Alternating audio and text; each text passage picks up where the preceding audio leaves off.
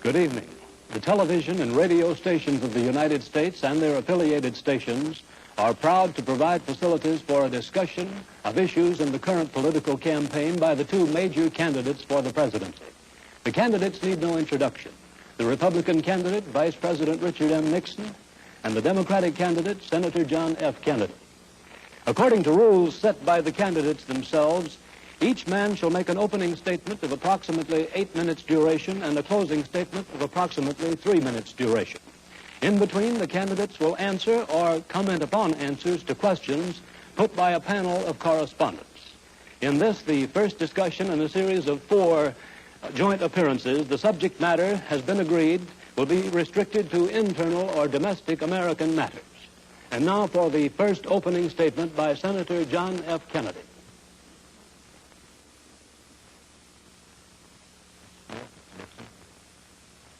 In the election of 1860, Abraham Lincoln said the question was whether this nation could exist half slave or half free. In the election of 1960, and with the world around us, the question is whether the world will exist half slave or half free, whether it will move in the direction of freedom, in the direction of the road that we are taking, or whether it will move in the direction of slavery.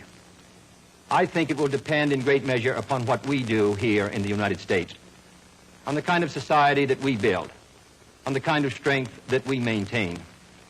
We discussed tonight domestic issues, but I would not want that to be any implication to be given that this does not involve directly our struggle with Mr. Khrushchev for survival. Mr. Khrushchev is in New York, and he maintains the communist offensive throughout the world because of the productive power of the Soviet Union itself.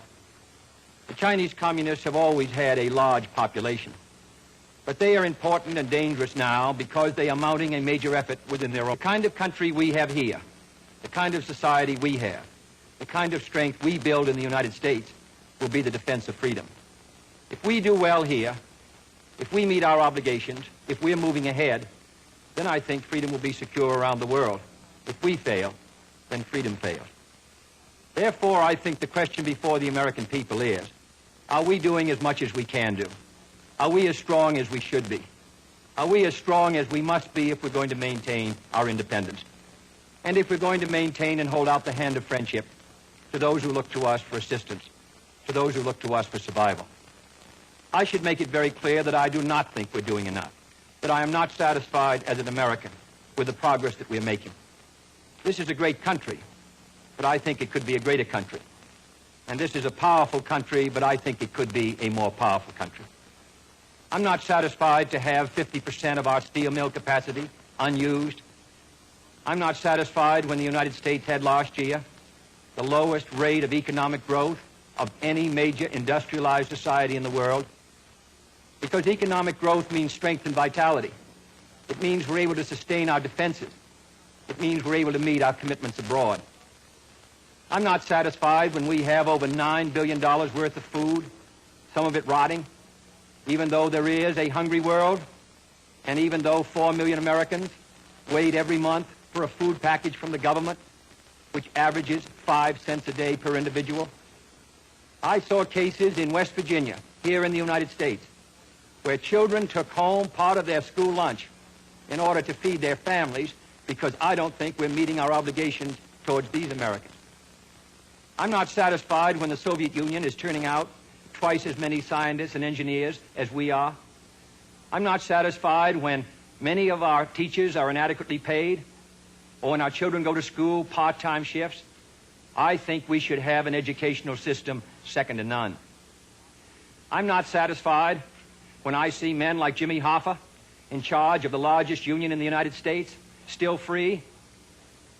I'm not satisfied when we are failing to develop the natural resources of the United States to the fullest.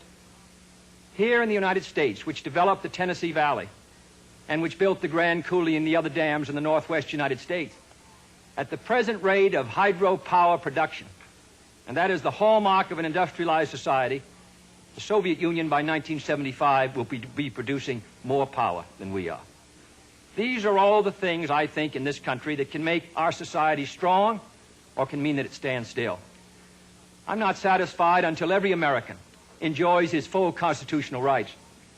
If a Negro baby is born, and this is true also of Puerto Ricans and Mexicans in some of our cities, he has about 1/2 as much chance to get through high school as a white baby. He has 1/3 as much chance to get through college as a white student. He has about 1/3 as much chance to be a professional man, about 1/2 as much chance to own a house. He has about 4 times as much chance that he'll be out of work in his life as the white baby. I think we can do better. I don't want the talents of any American to go to waste. I know that there are those who say that we want to turn everything over to the government. I don't at all. I want the individuals to meet their responsibilities. And I want the states to meet their responsibilities. But I think there is also a national responsibility. The argument has been used against every piece of social legislation in the last 25 years. The people of the United States individually could not have developed the Tennessee Valley. Collectively, they could have.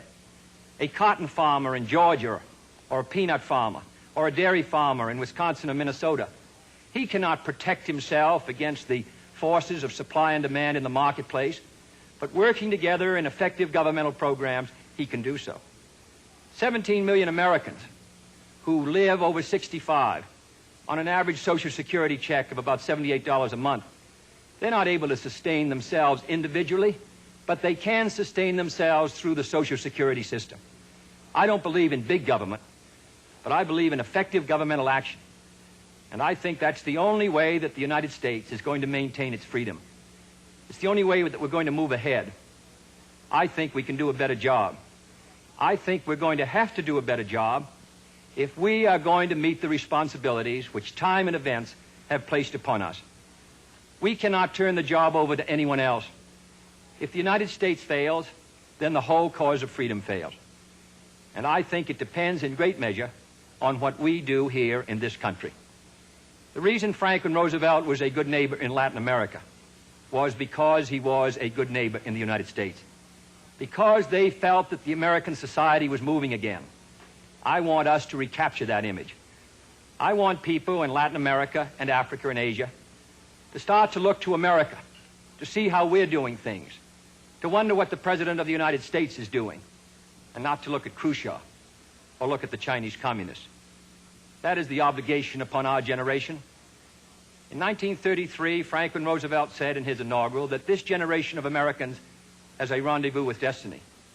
I think our generation of Americans has the same rendezvous. The question now is, can freedom be maintained under the most severe attack it has ever known? I think it can be. And I think in the final analysis, it depends upon what we do here. I think it's time America started moving again. And now the opening statement by Vice President Richard M. Nixon.